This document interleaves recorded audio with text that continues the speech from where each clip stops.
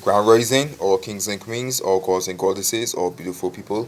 I am Be Floss to God, and today I'm just going to be speaking briefly about acting versus reacting when it comes to manifesting our every desire. Alright, acting versus reacting.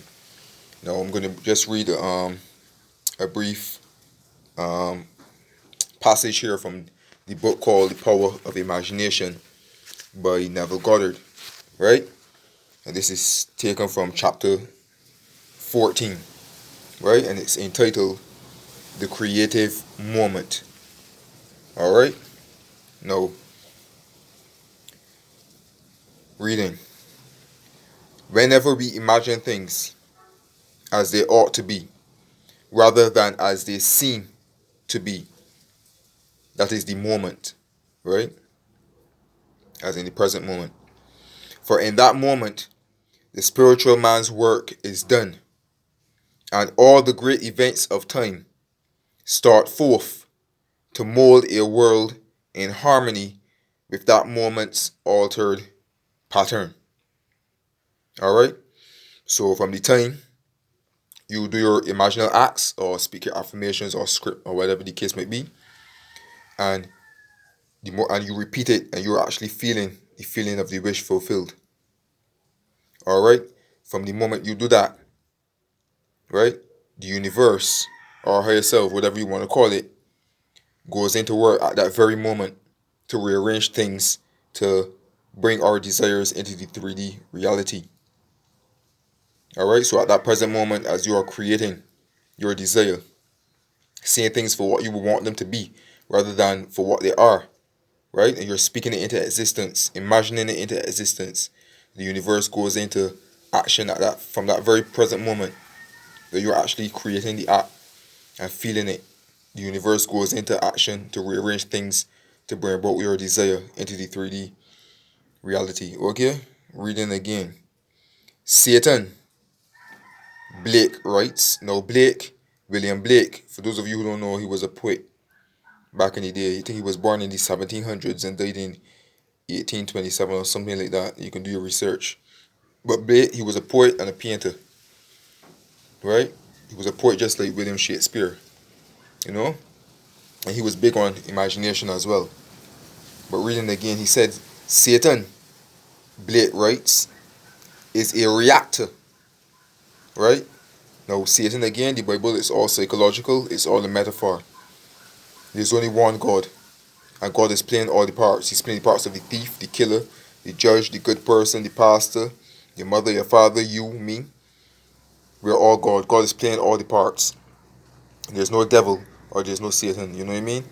But when they say Satan, he's talking about like, because the whole drama is taking place within you and I, right? So Satan is basically like your negative thoughts, all right? Because God is all love, you know. For the most part, God is all love, even though He's playing the parts of the thief, the killer, and what's not, right?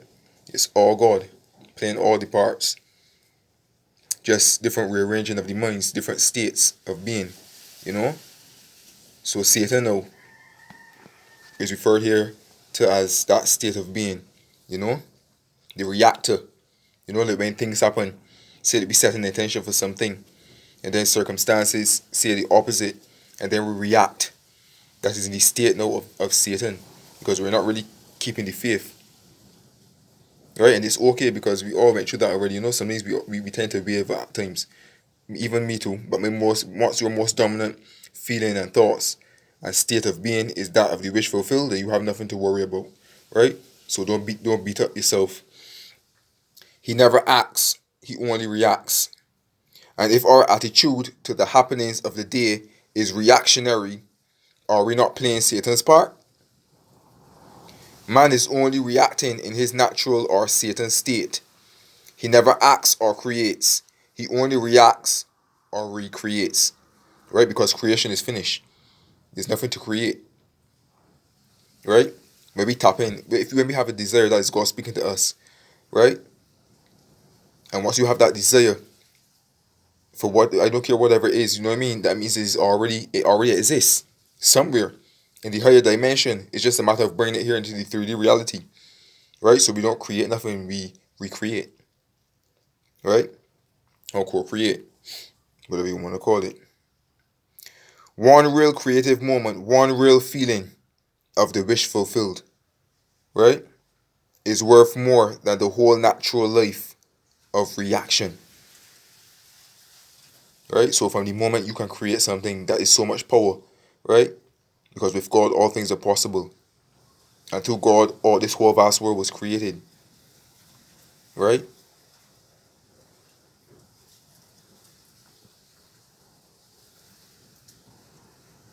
So once you can create, right, as he said here again, it is worth more than the whole natural life of reaction. All right. So creation holds way more power than you actually reacting to something. You know what I mean? Because the power that actually created the circumstances or whatever the case may be, because everything sprang forth from the imagination, right? The same power that created these circumstances that seem to appear here in the 3D reality that we can see with the naked eye. That same power, right? We can use it as well to change the circumstances, right? Even if it takes what we would say time, even though they say there's no such thing as time, right? But in this 3D reality, things move a bit slow. Whereas in the fourth dimension, the fifth dimension, everything is instant. All right. So moving on, reading. In such a moment, God's work is done. Once more, we may say with Blake, God only acts and is in existing beings or in men. All right. So God only acts and is in existing beings and in men. All right. And God is our own wonderful human imagination, and it dwells within every being. Right? It dwells within every being on this planet. There is an imaginal past and an imaginal an imaginal future. If by reacting to the past, if by reacting to the past is recreated into the present, so by acting out our dreams of fancy, can the future be brought into the present? All right. So when you think of something that happened in the past, you're actually recreating it, right? Because the past and the future, it's all imaginary, right? The past is something that already happened, the future has not yet happened, right? But we can go into our imagination, right? And we can recreate things that happened in the past, right? Or we can create things, for the future, whether with a negative state or a positive state.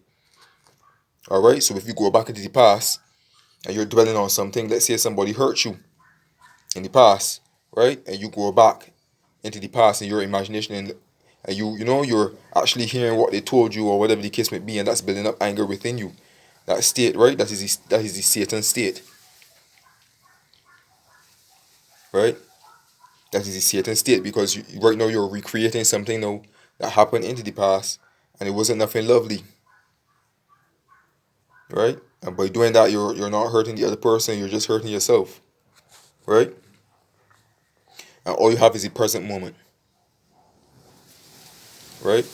So in the present moment, you're actually recreating whatever happened in the past, right? In the future now, you can create something lovingly or something even unlovingly by worrying and doubting too much. You know what I mean? That's the Satan state there again. Worrying and doubting. That is the Satan state of what could be, right? Rather than actually creating something lovingly and bringing it here into the present. All right. I feel now the future in the instant, right? So when you can close your eyes and you can imagine or you can speak and affirm things the way you want it to be, right? That is bringing the future here into the present, right? In a loving way. And that is God in action. The spiritual man acts. For him, anything that he wants to do, he can do and do at once in his imagination. And his motto is always, the moment is now. You see, again, the present moment. You understand? Spiritual person operates like that. He sees everything now in this present moment, right? He can go into his imagination and imagine and create whatever it is he desires, right? And continue to persist and walk in that assumption, right? Now, from time to time, even myself, sometimes I would have times where like I would waver, right? I would have times where I would react as well. But for the most part, my most dominant feelings and thoughts are acting, right? The oneness of God, rather than reacting. And we all will have those times, but don't fuck yourself. Anytime you catch yourself reacting, right, and you're aware, well then you would just go back into the state now of godliness, into that oneness of actually creating what it is that you desire, rather than actually reacting to circumstances or whatever the case might be. Alright? Because whatever you're seeing and doing in your imagination, you're actually manifesting it. Okay? And your most dominant thoughts and feelings always win. Alright? Behold, now is the acceptable time. Behold, now is the day of salvation. And that is 2 Corinthians chapter 6, verse 2. Behold, now is the acceptable time. Behold, now is the day of salvation. Not tomorrow, not yesterday, but now. All we have is the present moment. All we have is now. And the future and the past, we can experience here in the now as well. Just by going into our own wonderful human imagination. Alright, we can remember lovingly or unlovingly. We can think ahead lovingly or unlovingly. Satan and God. Choice is yours. Alright? Nothing stands between man and the fulfillment of his dreams but facts. And I spoke about that yesterday. Facts, right? Or what we can see with the naked eye here in this 3D reality. Right? That is the facts. And the same power that created the facts. Right?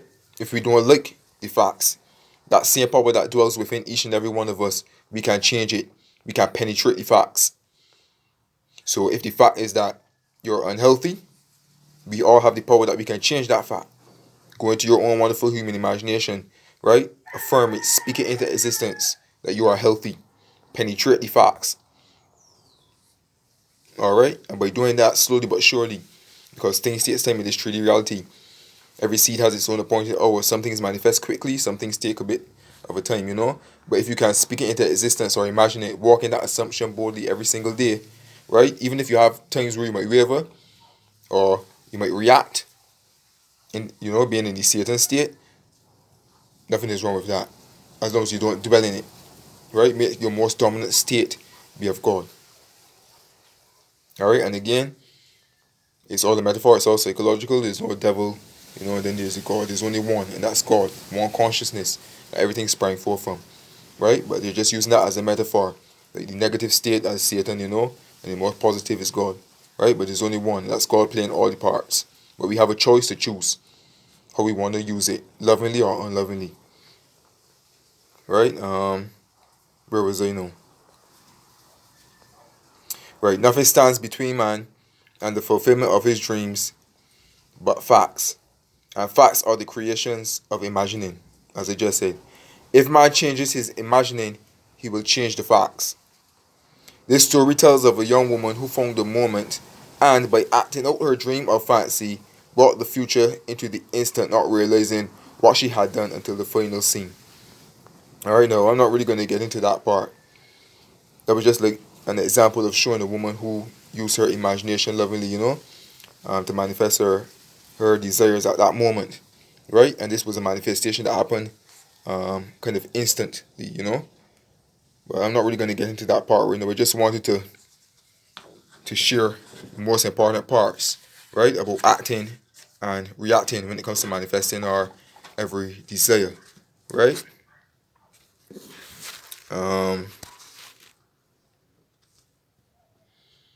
Right. So 1 Corinthians chapter 2 verse 14. The natural man does not receive the gifts of the Spirit of God, right?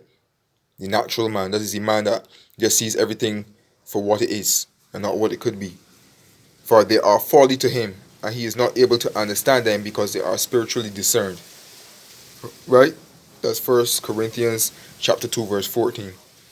Now I'm going to read another piece here by William Blake, and that's going to be it. There is a moment in each day that Satan cannot find. Right? There is a moment in each day that Satan cannot find, nor can his watch fiends find it. But the industrious find this moment, and it multiply. And when it once is found, it renovates every moment of the day if rightly placed. Alright? Now, there is a moment in each day that Satan cannot find. That moment now is when you go into your imagination and walk into the wish fulfilled. Right? See things for what you want them to be rather than how they are. Right? And when you go into your imagination and you do that, right, you're actually penetrating the facts. Right? You're not reacting, you're acting. This is God in motion now. Right? There's no room for Satan when you're doing that. Right? And if you continue to persist in that feeling of the wish fulfilled, right, it renovates every moment of the day. Right? That's what it means. So instead of reacting, and reacting is the state of Satan, you act, which is of God. Right? So forget circumstances. That if they're the opposite of what you desire, you know what I mean? And just go into your own wonderful human imagination, speak it into existence, write about it, script about it, right? And penetrate the facts. If the facts are what you don't like. Because that is the power that each and every one of us have. That same power that created those circumstances. Even if the circumstances are those that we created from the past, don't beat up yourself. Because that power within us can change anything, create anything. Alright? So with all that being said, I am Be Floss to God, sending you love, peace, joy, prosperity, and blessings as usual. If you haven't subscribed to my channel, feel free to do so now. Feel free to like, feel free to comment, feel free to share my videos as well. If you have any questions, feel free to ask. Alright, I am Be Floss to God, send you love and peace, and have a blessed week. Alright, happy manifesting.